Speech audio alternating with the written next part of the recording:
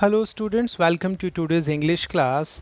We were in the middle of the chapter The Summer of Beautiful White Horse, which is the story of two boys, Aram and Murad, who belonged to Garoglanian family that was well known for their honesty for last 1100 years. And one of the members of the Garoglanian family was Murad, who just went against the family norms, and out of his love for horse ride, he stole a horse. And on a particular day he came to the narrator Aram, who was his cousin, to ask him to accompany him to enjoy early morning horse ride, because he knew that Aram was also fond of horses. So they started enjoying their early morning horse ride, and after enjoying it together, Murad wanted to ride alone. So Aram let him ride alone, and Aram just took a promise extracted from Murad that after his turn was over, he would allow Aram to ride alone as well. So Murad enjoyed the horse ride alone successfully. He had a tremendous understanding with the horses. He knew how to handle the horses. But now it was Aram's turn. Let's see whether he would be able to enjoy the ride equally. Now it's my turn to ride, I said. My cousin Murad got off the horse. Ride, he said. I leaped to the back of the horse. I jumped to the back of the horse, and for a moment knew the most awful fear imaginable. For the moment I got extremely frightened when I was sitting on the back of the horse alone. It was the most awful, most terrible fear that one could ever imagine. The horse didn't move. Kick into his muscles, my cousin Murad instructed. What are you waiting for? He asked me. We have got to take him back. We have got to take the horse back before everybody in the world is up and about, because it was a stolen horse and they didn't want anybody to find that horse was with them. I kicked into the muscles of the horse. Once again, the horse reared. Reared means stood on its back legs and snorted. It produced a sound that is similar to the sound made out of the throat. Then it began to run. I didn't know what to do. Aram was completely helpless. He didn't know how to handle the horses. He was not an expert jockey. Instead of running across the field to the irrigation ditch as it had run in case of Murad's solitary ride, the horse didn't run into the direction where it had run in case of Murad. Instead of running across the field to the irrigation ditch, the horse ran down the road to the vineyard of Dikran Halibian. It's the name of a farmer. It entered into this person's vineyard, where it began to leap over vines. It started leaping over vines. Vines, creepers, plants hanging, growing plants, fine. And the horse leaped over 7 vines before it fell, ultimately having jumped over 7 vines. The horse dropped Aram on the ground. Then it continued running. Having dropped Aram on the ground, it continued running wild into the direction it wanted to go. It had no control of somebody. My cousin Murad came running down the road. My cousin Murad perhaps sensed the situation. He came running down the road towards me where I was fallen. I am not worried about you, he said. He shouted, we have got to get that horse. Do you go this way? I'll go this way. If you come upon him, be kindly, I'll be near. So this way he instructed Aram to just go into a particular direction to look for the horse, and instructed that if he was able to find, he should behave kindly. He would be nearer and coming to just handle the horse on his own. I continued down the road, and my cousin Murad went across the field towards the irrigation ditch to find the horse. It took him half an hour to find the horse and bring him back. So ultimately Murad got successful in finding the horse back. All right, he said, jump on. The whole world is awake now. What will we do? I said. Now, they enjoyed a horse ride together. Fine. Now Aram asked, what will they do?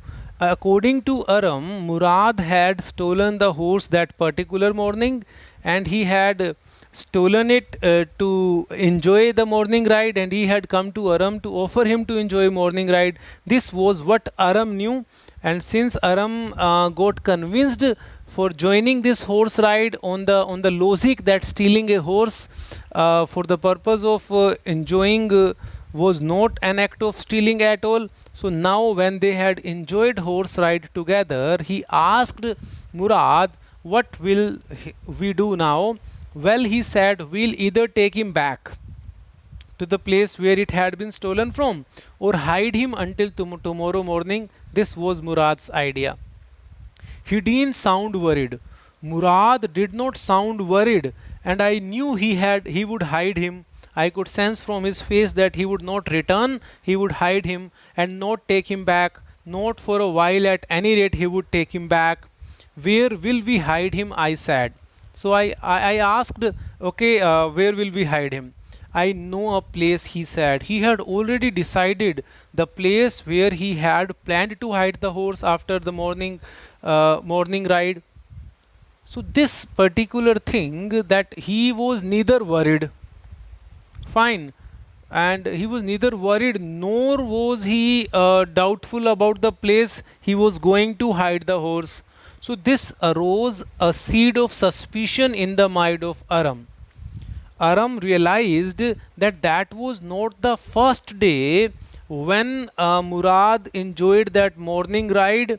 Had it been the first day, it would have been natural for Murad to think of a place where to hide, and it was natural for him to stay worried about what to do do with the stolen horse.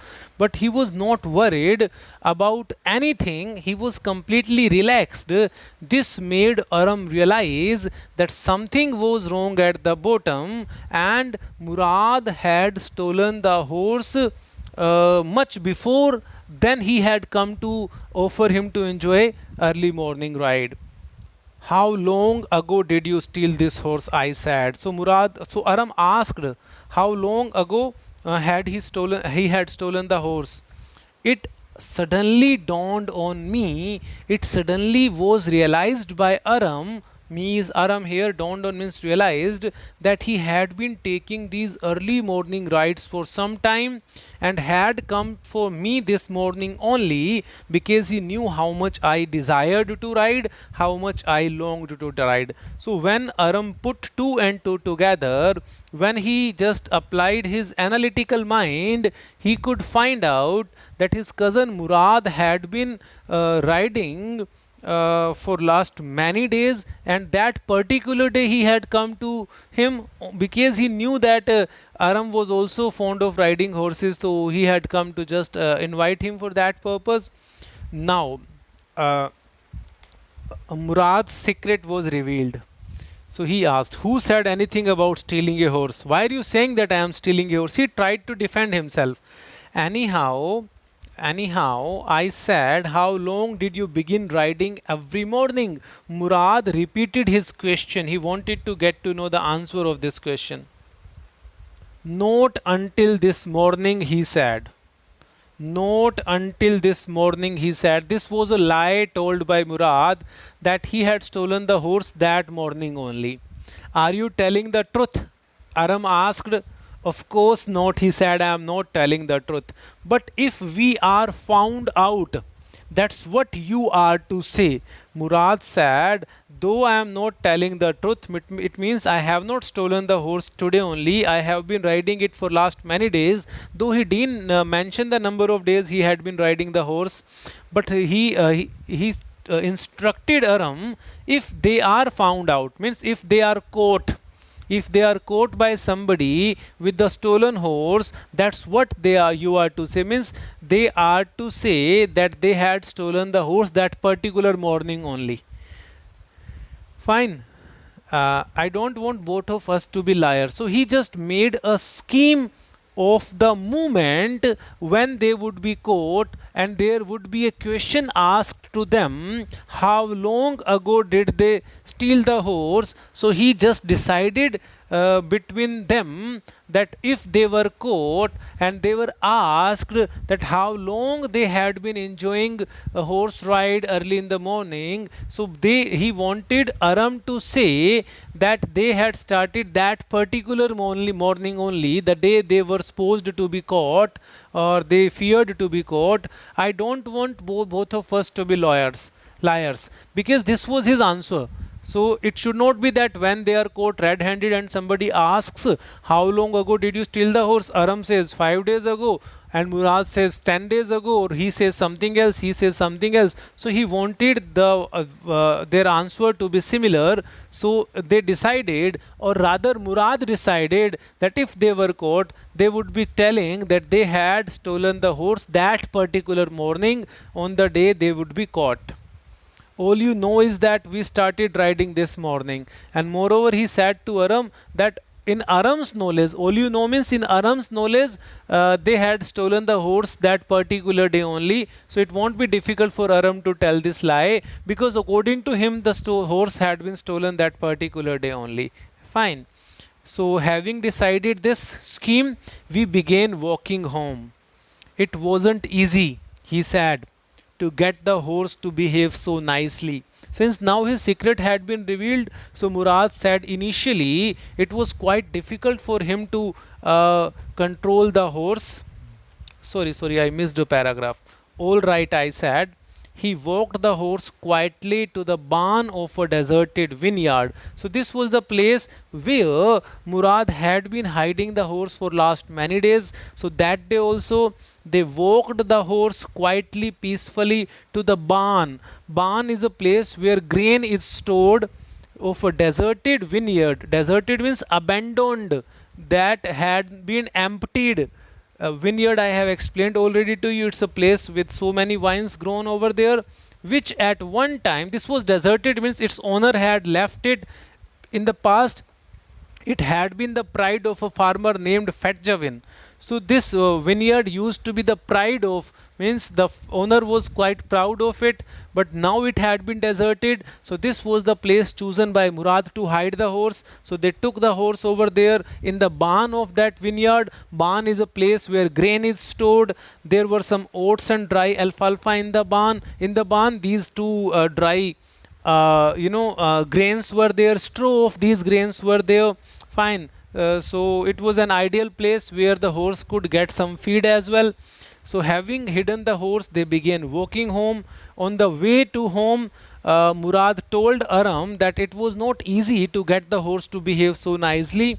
At first it wanted to run wide. He told that when he had stolen the horse the very first day, the horse was behaving very in a very indisciplined way. It wanted to run wild, but as I have told you, he bragged himself, he boasted of himself. Murad was a boaster, he was a bragger actually. He just praised himself. As I have told you, I have a way with the horse, I know how to tackle a horse, so I managed it. I can get it to want to do anything I want it to do. I can control the horse and make it do whatever I want it to do. Horses understand me and I understand horses. So this way, he just praised himself. How do you do it? I said. Aram asked, how do you do it? I have an understanding with the horse, he said. Yes, but what sort of an understanding? I asked. A simple and honest understanding. You need to be simple and honest with the animals, he wanted to say. Well, I said, I wish I knew how to reach an understanding like that with the horse. Aram also expressed his wish to have the same kind of understanding with the horses as Murad had. Murad just made fun of Aram by saying, you are still a small boy, baby. When you get to be 13, you will know how to do it. Just grow up. Fine. So this was a mockery. This was playing fun. I went home and ate a hearty breakfast. So that morning was over. That morning was quite significant morning. This was the morning when Murad had come to Aram to offer him to enjoy morning horse ride. This was the morning when they had enjoyed horse ride together. This was the morning when Aram had come to know about the act of stealing. This was the morning when Aram realized that this act of stealing had been performed many days before, though he couldn't make Murad answer this question exactly how many days he had been riding. And this was the morning when they decided that they won't be returning the horse back, they would be hiding it. And this was the morning when Aram came to know that Murad had already found a place to hide the stolen horse. That was the deserted vineyard of a farmer, Fedzavin. And this was the morning where we came to know that initially the horse wanted to run wild, and Murad had an understanding with the horse. He was a perfect master of horses, he knew how to tackle horses. This entire thing we have come to know. So after that I went home, the narrator Aram went home and ate a hearty breakfast. That afternoon, my uncle Khosrov is the same uncle from whom Murad had got the characteristic trait of being crazy. He was the natural descendant of the crazy streak in every family. I have explained it to you. That afternoon, my uncle Khosrov came to our house for coffee and cigarettes. He sat in the parlor sitting room, sipping coffee and smoking, and remembering the old day, remembering the past. Then another visitor arrived. When my uncle was at my home, then one more visitor came to our house. He was a farmer named John Byro. He was a Syrian. We all were Armenians. So they belonged to a particular community, and John Byro was a Syrian. So he spoke the different language to theirs, who out of loneliness, since he was alone amongst the Armenians, he had also learned to speak Armenian. My mother brought the lonely visitor coffee. My mother brought coffee for John Byro, who was the lonely visitor, and tobacco, and he rolled a cigarette and sipped and smoked. So tobacco is rolled into cigarette and then it is lit and smoked. So he enjoyed coffee and smoked cigarette. And then at last, this farmer, this lonely visitor who was a Syrian, had learned to speak Armenian. Sighing sadly, he just took a sigh. Sigh means to breathe out. This can be sigh of happiness, this can be sigh of disappointment, this can be sigh of sorrow. So he took a sigh of sorrow. This way, he said, my white horse, which was stolen last month, is still gone. He told Uncle Khosrov that his white horse that was stolen last month was still missing. I cannot understand. Now this statement made by John Byro to Uncle Khosrov at Aram's house was being listened by Aram, and he understood everything. He put two and two together, and he connected all the dots, and we readers also can connect all the dots and find out that the horse that Murad had stolen belonged to this person, John Byro. One thing. Other thing is that he had stolen this horse 1 month back. Since he is admitting my horse which was stolen last month, so since 1 month Murad had been enjoying early morning horse ride every day, and every day he used to hide the horse in the barn of the deserted vineyard of the farmer. Fine, Fedzavin, and these entire things which Aram couldn't extract from the mouth of Murad. He had asked him how long ago did you steal the horse, but he had evaded the question successfully. Now everything was clear to Aram. So what was the response of uncle when he said that my uncle Khosrov became very irritated? As I have told you that he was quite an irritating kind of person. He was quite short tempered, and short tempered people get irritated easily, and he shouted, it's no harm, what's the loss of a horse? Haven't we lost our homeland? What is this crying over a horse? He rather, instead of showing sympathy for the farmer who had lost his horse, he started shouting on him as per his characteristic trait that he rode himself and asked others to stop speaking. He said it was no harm, pay no attention to it, the loss of horse is nothing. He compared the loss of horse with their leaving their motherland many years before. He said it was useless crying over a horse. So this shows that how how cruel, how indifferent, how hard Uncle Khosrow was. Rather than showing sympathy for the person who had come to his home to share his sorrow, he just shouted at him. That may be all right for you, a city dweller, to say, John Byro said.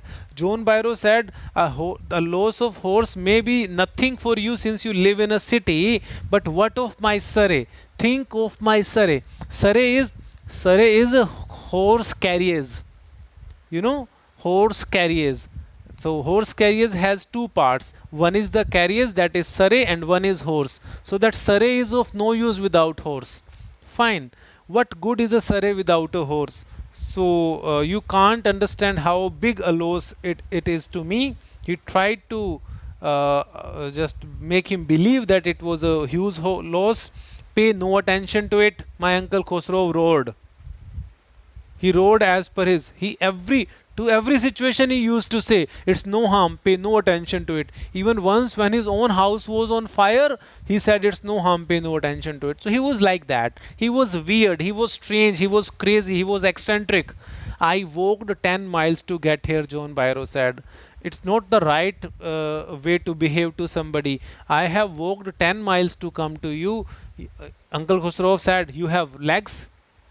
What if? Why are you just making fuss over everything? You, God has given you legs.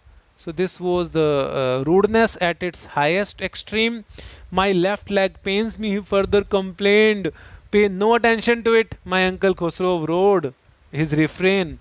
That horse cost me $60, he further complained. The farmer said, I spit on money. I spit on money. Spit, my Uncle Khosrow said. So this way, he was given a quite rude treatment by Uncle Khosrow.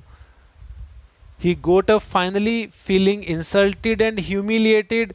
John Byro got up and stalked out of the house. Stalking means to walk with long steps when you are annoyed. Slamming the screen door, slamming the door of the sitting room. Slamming means pushing it hard in anger. My mother explained. He has a gentle heart, she said. You should not have behaved like that to him. It is simply that he is homesick. He is Assyrian, living with Armenians, so he is homesick. When you miss your home, you are homesick. And such a large man, he is such a nice man. Actually, she was disapproving Uncle Khosrow's behavior with John Byro. The farmer went away, and I ran over to my cousin Murad's house. Now Aram, who was listening this entire piece of conversation, who had collected some important piece of information about the white horse that was with Murad, he straight away went to Murad. Now in excitement, now why did he go to Murad? Did he go to Murad to express his complaint to him that he had not let him know that horse had been stolen 1 month before, or he had gone to Murad to scold him that it was not right that he had been keeping a horse with him that had been stolen, and the owner of the horse was completely worried and they should return the horse, or he had gone to make him feel bad that being belonging to an honest family, he had committed a thievery, he had stolen. So it was a blot on the good name of their honesty. So I don't know what purpose he had gone to that. I'm not going to tell you here today. We are doing up to this portion, and rest of the chapter we'll be exploring in the next lecture. Meanwhile, you are advised to reread the chapter again in between the lines, and if there is any problem, you can just leave your query at my WhatsApp number. Thank you very much. Take a good care of yourself.